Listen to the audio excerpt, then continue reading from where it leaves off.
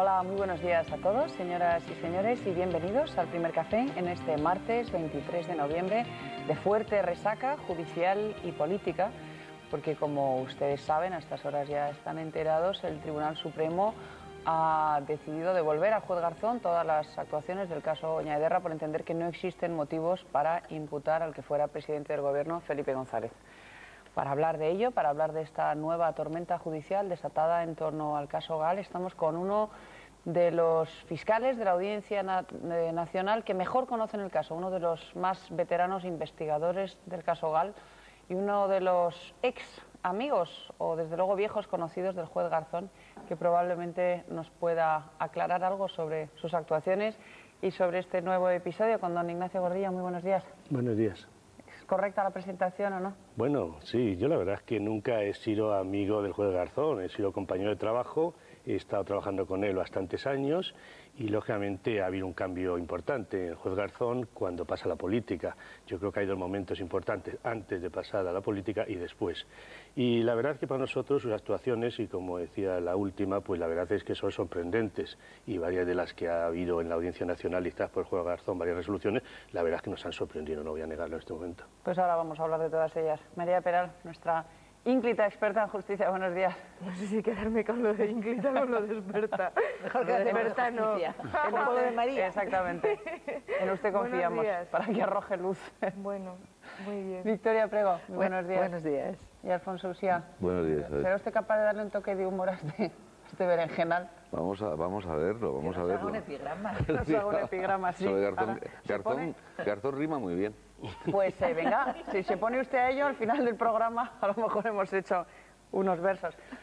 Don Ignacio, ¿cómo hay que interpretar esta resolución del Supremo que bate todas las marcas históricas, tanto en rapidez de decisión como en unanimidad, ¿no? Parece que la justicia española, que no se caracteriza precisamente por su celeridad, en esta ocasión le ha faltado tiempo para pronunciarse. Sí, yo la verdad es que creo que, y la Fiscalía lo hemos mantenido así, la sorpresa nuestra fue el viernes, cuando vimos el auto del juez Garzón elevando a la Sala Segunda del Tribunal Supremo esta exposición razonada por la posible implicación en unos hechos ya antiguos contra el señor González. Y digo la sorpresa porque son las bases de unas declaraciones que ya el Supremo había tenido en cuenta, unos documentos y papeles que también el Supremo ya había tenido y sobre todo unos documentos que costaban desde el año 97 en el sumario y que ahora de repente aparezca ese auto exponiendo al Supremo la posibilidad de inculpar al señor González, la Fiscalía se sorprendió. Y sobre todo cuando el fiscal de la causa, el señor Rovira, había pedido varias veces en este mismo procedimiento el sobreseimiento, el archivo, porque no había indicios, no había pruebas, que las pruebas son para acto judicial oral, sino indicios. Y lógicamente no se puede hablar de sospechas, de conjeturas. Incluso si leemos el auto del juez Garzón, él tampoco ve indicios. No. Ahí está lo curioso, que no ve indicios. Oiga, ¿Cómo que no ve indicios? que no, que él, vamos, por lo poco que yo sé, dice, yo no veo nada, pero ustedes me dirán. Claro. Pasa la papeleta al Tribunal Supremo. Así. Él dice, ustedes, Tribunal Supremo, a ver lo que resuelve. Pero claramente, esos documentos de los que hablaba el señor Gordillo que constan desclasificados desde marzo del 97. Entonces, De todas maneras, todo lo que ha dicho es verdad. Esos elementos estaban en el sumario desde hacía un año y medio y habían sido considerados por la Sala Segunda del Tribunal Supremo con ocasión del sumario de Marey. El Tribunal Supremo, cuando absuelve en el sumario del Marey, segundo Marey, por pertenencia a banda armada, examina estos documentos para no admitir que hay pertenencia a banda armada en el asunto de segundo Marey. Esos documentos, primero no estaban desclasificados, luego están desclasificados, el Supremo los conoció, tenía conocimiento de ellos. Es decir, que... Ya desclasificados. Desclasificados. Sí. Y el Tribunal Supremo, esos documentos y esas declaraciones, yo soy García Morenea, Perote... Sí, entonces esos documentos, esas declaraciones, el Supremo ya las conocía. Si hubiera visto cualquier implicación del señor González o cualquier otra persona, hubiera procedido. Bueno, entonces la pregunta es, yo a lo poco que sé, consiste en que Garzón dice, yo aquí no veo nada nuevo, pero ustedes me van a decir dónde está el techo. Mi primera pregunta es de tipo práctico, de tipo técnico. Oiga, ¿los jueces españoles preguntan al Supremo habitualmente que le den consejos? No, yo creo que el Supremo no está para preguntar nada ni para consultar. Lo que dice la ley es que cuando apareciera algún indicio contra algún aforado, inmediatamente, y no a los 2 años, se le va una exposición razonada al Tribunal Supremo para ver si el Tribunal Supremo admite que hay posible delito y ya entonces vendría, ante ese aforamiento, la petición de suplicatorio, etc. Pero inmediatamente, ante la aparición de hechos que puedan ser constitutivos de delito, aplicables a una persona. Pero aquí, lógicamente, estamos hablando de unos hechos del año 97 que el Supremo conoció, que conocía el fiscal, que la parte acusada, que el fiscal nunca ha pedido la acusación por esos hechos, y lógicamente el señor Garzón, con todo respeto, se lanza en solitario. Y es lo preocupante, porque si la Fiscalía o cualquier acusación hubiésemos dicho, vamos a aplicar al señor González o a cualquier otra persona, de acuerdo. Pero es que en este procedimiento, que es por la muerte de doña Ederra, no hay ningún procesado. Lo que hay unas personas que han declarado en concepto de imputados y al señor González ni se le ha citado. El señor González no se le ha citado a declarar porque no se fue a la Audiencia Nacional, pero es que no aparece en ningún momento. Y lo sorpresivo aquí es que de repente aparezca contra el señor González esa exposición, ¿no? ¿Y usted a qué lo atribuye? La verdad ¿Qué es que es motivaciones difícil. guían a Garzón para hacer...? ¿Puede ser un error o Garzón es lo suficientemente...? No sé, yo pregunto. Burro va a ser. No, No sé, por eso pregunto. No, yo creo que un error no, perdón. porque es una exposición razonada, bastante justificada, aunque él mismo ve que no hay indicios, y es una exposición realmente estudiada, no es una cosa que él se le ocurra de repente. Las motivaciones yo creo que solo las sabe el señor Garzón.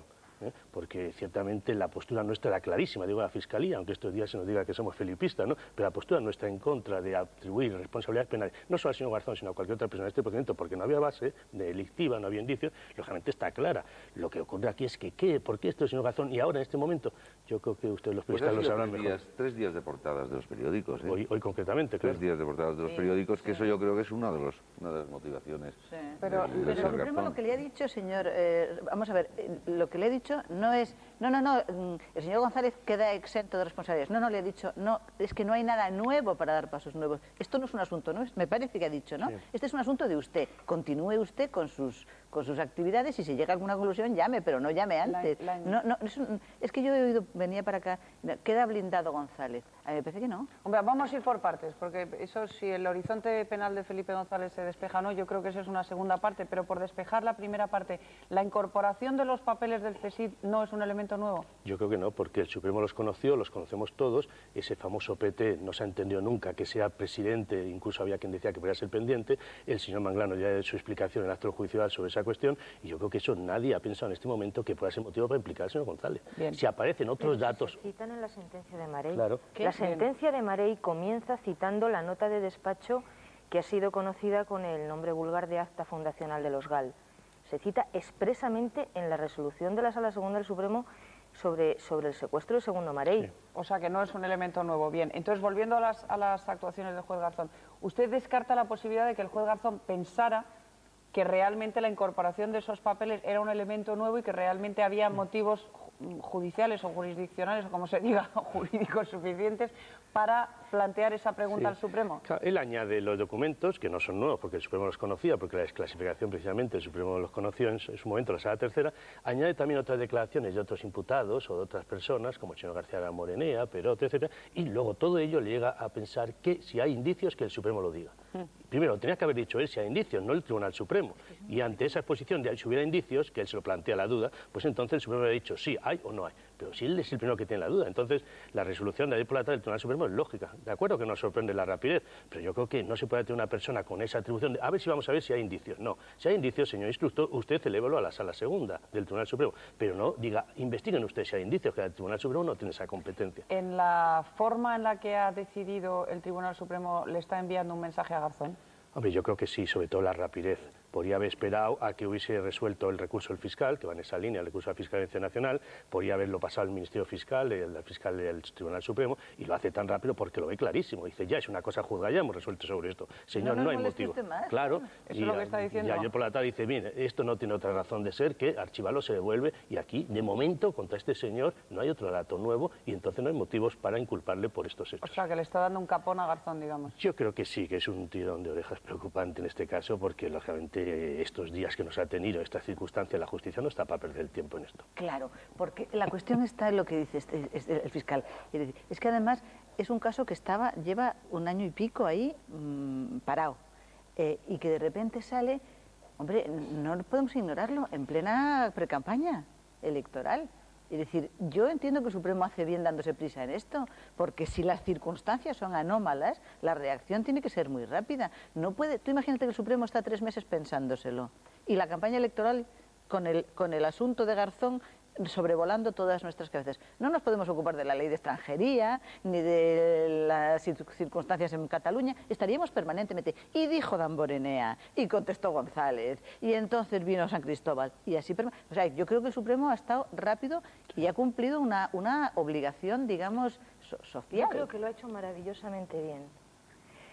Hay 13 señores que se saben el sumario de los GAL, el sumario base de los GAL y la instrucción de Segundo Marey de memoria, que juzgaron durante muchas semanas ese asunto, que analizaron la instrucción que en su día hizo el señor Moner, un excelente magistrado de la Sala Segunda, que fue el instructor de Marey, y esos señores no pueden estar tardando más de lo que razonablemente merece una deliberación para constatar que son los mismos elementos que ya han estudiado durante muchos meses. ¿Cuánto tiempo hace falta para eso?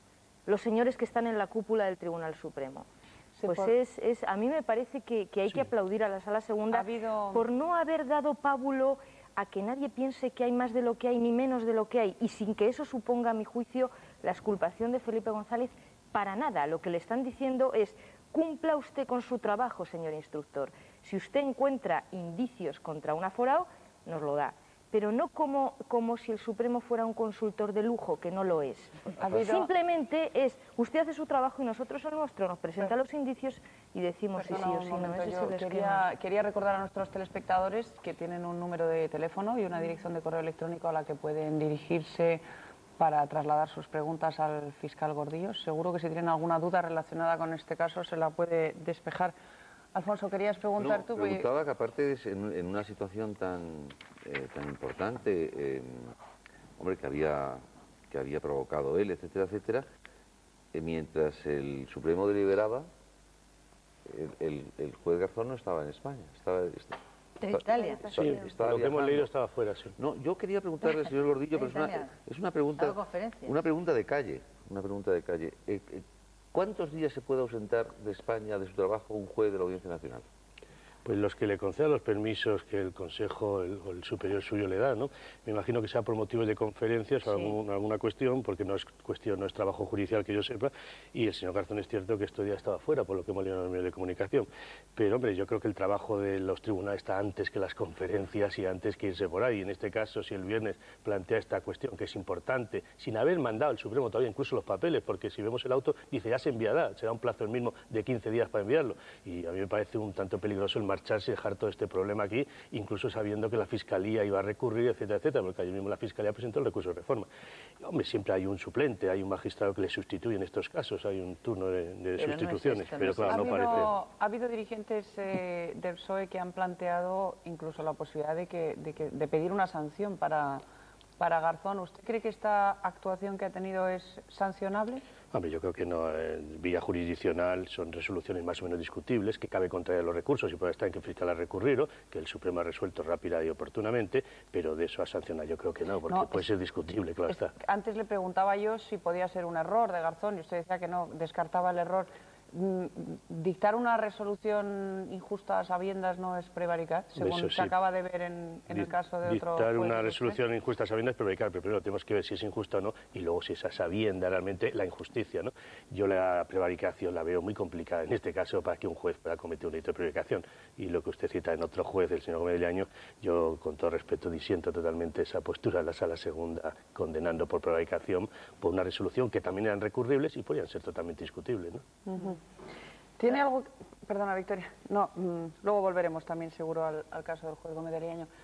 ¿Tiene algo que ver a su juicio esta petición del juez Garzón relacionada con el caso Ñaderra, con el hecho de que el próximo día 15 o 16 de diciembre vaya a empezar a verse en juicio el caso Olaza-Zabala? Sí, es cierto, el día 13 de diciembre comienza el juicio por la muerte de Olaza-Zabala. Hombre, yo espero que no tenga nada que ver, sería tremendo si hubiese tenido otra intención, como hubiese sido intentar alguna suspensión o alguna forma de introducirse en ese procedimiento. Ese sumario está ya señalado al juicio y hay unas personas procesadas, inculpadas, y lógicamente en ese sumario yo aparentemente no encuentro ninguna relación con los hechos de ayer y antes de ayer, ¿no? Esperemos que no, claro está. Usted estuvo en la instrucción de aquella causa al principio. ¿A su juicio existen motivos para pensar que habrá condenas en el caso Olaza y Zabala? ¿Es un caso mejor armado, más claro? Yo creo